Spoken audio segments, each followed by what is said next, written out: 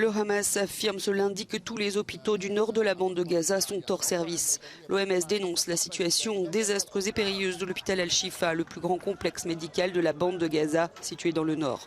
L'organisation a même perdu le contact avec Al-Shifa dimanche. Le vice-ministre de la Santé du Hamas a indiqué que 6 bébés prématurés, 9 patients en soins intensifs étaient morts en raison de la coupure d'électricité engendrée par des bombardements et de violents combats. Les alliés d'Israël ont exprimé leur vive inquiétude après la publication de photos montrant des bébés prématurés laissés dans une salle d'opération au lieu d'être placés dans des couveuses.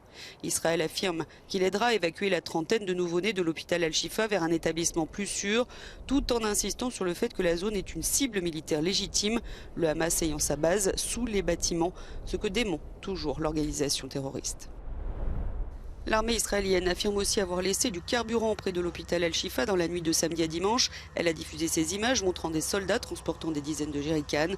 Le personnel de l'hôpital aurait eu trop peur de sortir pour les récupérer. Les générateurs ne fonctionnent donc plus.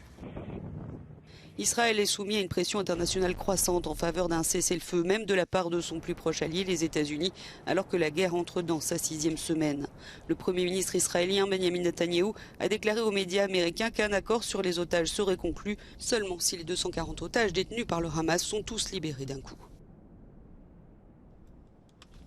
Depuis le sud du Liban, la milice du Hezbollah, soutenue par l'Iran, a tiré des missiles anti-chars blessant 18 Israéliens, dont un grièvement. Signe supplémentaire que les accrochages le long de la frontière ne cessent de s'intensifier.